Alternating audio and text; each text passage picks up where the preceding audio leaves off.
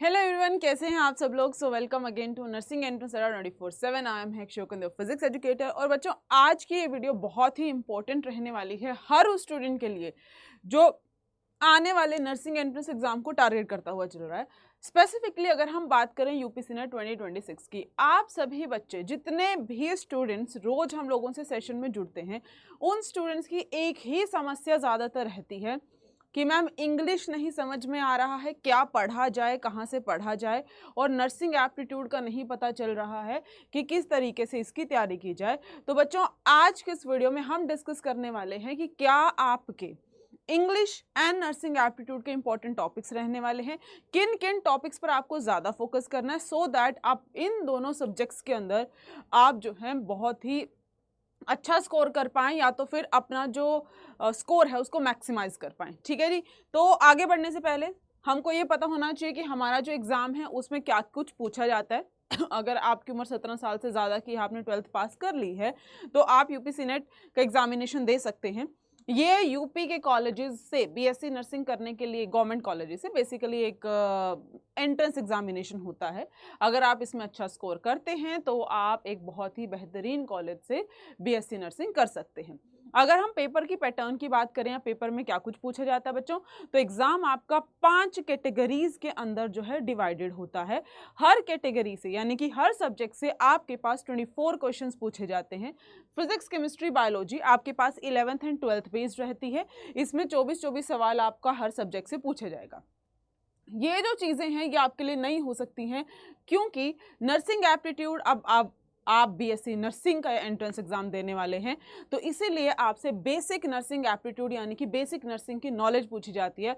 थोड़ा बहुत आपको पता होना चाहिए कि जो बेसिक लेवल की नॉलेज होती है नर्सिस से रिलेटेड, या तो जो भी आपको इन फ्यूचर काम करना पड़ेगा अगर आप इस फील्ड में आगे कंटिन्यू करते हैं, उससे रिलेटेड आपसे यहाँ पे सवाल पूछे जाते हैं। और उसके अलावा इंग्लिश भी आपसे पूछा जाता है। बहुत सारे ऐसे स्टूडेंट्स होंगे जो 12th तक इंग्लिश के साथ कंटिन्यू करते हैं, कुछ ऐसे भी स्टूडेंट्स होंगे जिन्होंने 10th तक इंग्लिश को छोड़ दिया होगा। तो डर सबके मन में है कि मैम ये तो हमारा रेगुलर बेसिस पे चल ही रहा है, इसकी क्लासेस हम रोज कर रहे हैं, यूट्यूब पर हमारी क्लासेस चल रही हैं, लेकिन नर्सिंग एप्टीट्यूड का और इंग्लिश का नहीं समझ में आ रहा। भले से आप लोगों के पास जो पेड स्टूडेंट्स हैं उनके पास लेक्चर्स हैं, बट स्टिल अब ये बात कर ली जाए कि किन चीज़ों पर ज़्यादा ध्यान देना चाहिए इस एंड टाइम पर, क्योंकि कुछ ही टाइम आपके पास बचा है एग्जाम आने में, है ना। तो बच्चों, सबसे पहले हम बात करेंगे इंग्लिश की, कि जब आप लोग अब डिसाइड कर रहे हैं, आप लोग फाइनल पड़ाव पे हैं अपनी तैयारी का, तो किन टॉपिक्स के ऊपर आपको ज़्यादा ध्यान देना है। तो सबसे पहले हम इंग्लिश के मोस्ट इंपॉर्टेंट टॉपिक्स की बात कर लेते हैं। सबसे पहले तो बच्चा, मैंने हमेशा आपको बोला है कि इंग्लिश ना आप लोगों को ऐसा लगता है कि बहुत बड़ा हवा है, आप कर सकते हो, क्योंकि वही बेसिक लेवल की इंग्लिश पूछी जाती है जो आप लोग बचपन से पढ़ते हुए आ रहे हो, है ना। तो आपसे क्या क्या पूछा जाएगा, ज़्यादातर सवाल किन टॉपिक से पूछे जाते हैं, टेंसेस से आपके सवाल पूछे जाते हैं बच्चा, वर्ब से आपके क्वेश्चन पूछे जाते हैं, सब्जेक्ट वर्ब एग्रीमेंट्स का सवाल पूछा जाता है, नाउन का क्वेश्चन पूछा जाता है, प्रोनाउन का क्वेश्चन पूछा जाता है, और आर्टिकल्स। उसके अलावा आप लोगों से डिग्री ऑफ कंपैरिजन और कंडीशनल सेंटेंसेस के भी बहुत सारे सवाल पूछे जाते हैं। तो अगर आप लोग इंग्लिश की तैयारी कर रहे हैं और आपने हर एक टॉपिक के मल्टीपल क्वेश्चन प्रैक्टिस यहाँ पे की है, मल्टीपल रूल्स आप लोगों ने पढ़ लिए। इंग्लिश में होता ही क्या है, अगर मैं इंग्लिश की बात करूँ, आपको रूल्स पता होने चाहिए। अगर आपको रूल्स अच्छे से पता है, फिर उसके बेसिस पर आप क्या कर सकते हैं, अपनी क्वेश्चन प्रैक्टिस कर सकते हैं। यही दो चीज़ें इंपॉर्टेंट होती हैं। तो आपको सबसे पहले हर एक टॉपिक के रूल्स पढ़ लेने हैं, और इनके रूल्स पढ़ने के बाद आपको इन्हीं टॉपिक की क्वेश्चन प्रैक्टिस करनी है, सो दैट पेपर में आप अच्छा स्कोर कर पाएं। उसके अलावा अब हम बात कर लेते हैं किसकी, नर्सिंग एप्टीट्यूड की। अगर नर्सिंग एप्टीट्यूड की बात की जाए, तो जैसे कि मैंने आपको बताया बच्चा, क्योंकि आप एक बीएससी नर्सिंग का एंट्रेंस एग्जामिनेशन देने वाले हो, इस फील्ड में आप एंटर कर रहे हो, तो आपका एग्जामिनर आपसे ये एक्सपेक्ट करता है कि आपको जनरल अवेयरनेस हो रिगार्डिंग दिस सब्जेक्ट, आपको थोड़ा थोड़ा कुछ कुछ पता होना चाहिए कि एग्जैक्टली इस फील्ड के अंदर है क्या। तो अगर हम बात करते हैं, सबसे पहले तो जो बेसिक जो नर्सिंग अवेयरनेस है वो आपके पास होनी चाहिए। उसके अलावा किस किस चीज़ के बारे में पूछ लेता है, बेसिक फर्स्ट एड के बारे में आप लोगों से पूछ लेता है, health and hygiene, health normal जो नॉर्मल एडल्ट है उसके लिए परफेक्ट न्यूट्रिशन की बात करेगा, हेल्थ से रिलेटेड क्वेश्चन पूछ सकता है, हाइजीन से रिलेटेड क्वेश्चन पूछ सकता है, मैटरनल एंड चाइल्ड हेल्थ के सवाल पूछ लेता है।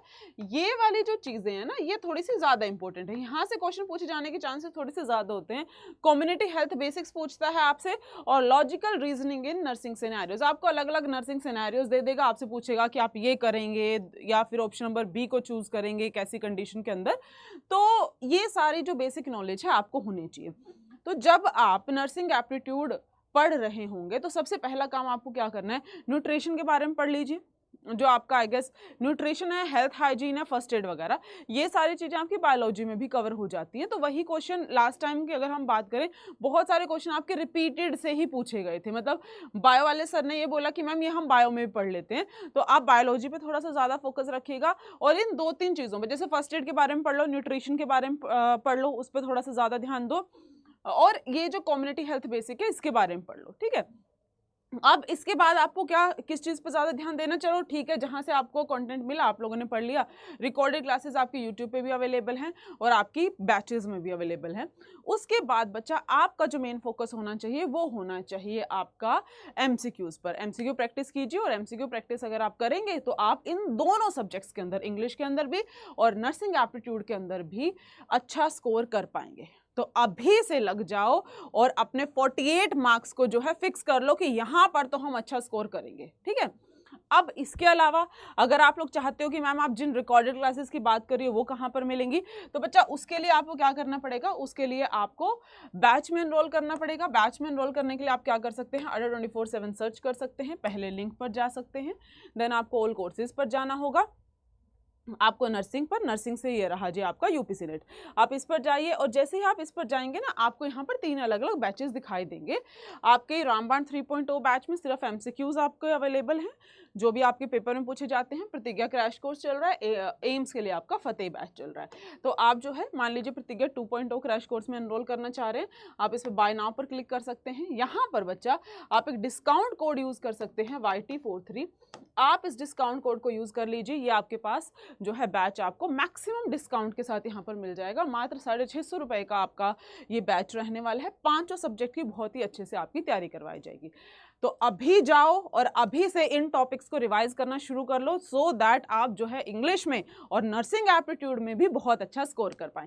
फिलहाल इस वीडियो के लिए इतना ही। Thank you so much, have a good day, bye bye, I will see you in the next video. Thank you so much बच्चा।